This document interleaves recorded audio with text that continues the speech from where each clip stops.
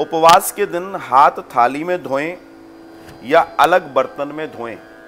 सुनिए, उपवास के दिन हाथ थाली में धोएं या अलग बर्तन में धोएं?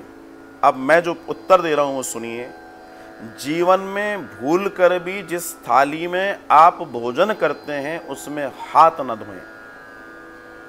जीवन में अगर आप अपने जीवन में बरकत चाहते हैं, लक्ष्मी चाहते हैं, धन चाहते हैं, ऐश्वर्य चाहते हैं, प्रसिद्धि चाहते हैं, ऊंचाई चाहते हैं, सम्मान चाहते हैं और जो जो अच्छा अच्छा चाहते हैं, आप जिंदगी में भूलकर जिस भोजन की थाली में खा रहे हैं उसमें कभी हाथ न धोएं।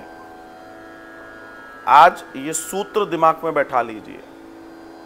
कारण उसके कई हैं, लेकिन मैं आध्यात्मिक कारण आपको बता दूं।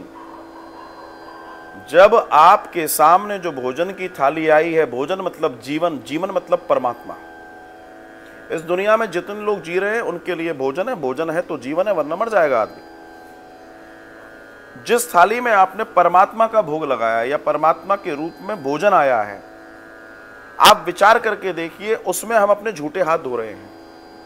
ठीक है, हम खा रहे हैं, जितना हो रहा है वो तो हमारी मजबूरी है, लेकिन कुछ मर्यादाएं तो रखनी पड़ेंगी।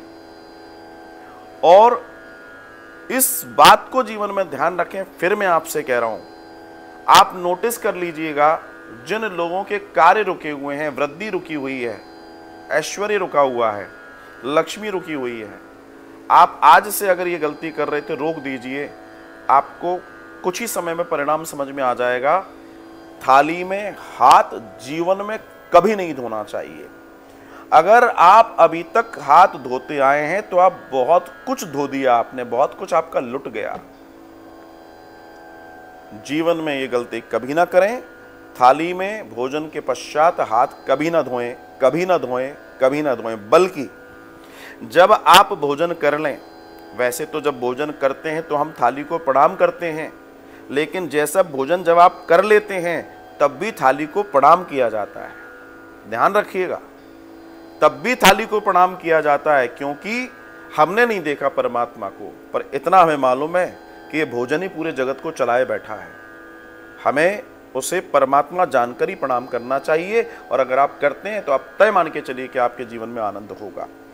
तो जाने अनजाने में विश्वराज जी ने बहुत अच्छा प्रश्न पूछ लिया और इसका फायदा आप लोगों को मिले, बस मैं यही चाहता हूं। बहुत धन्यवाद, बहुत धन्यवाद।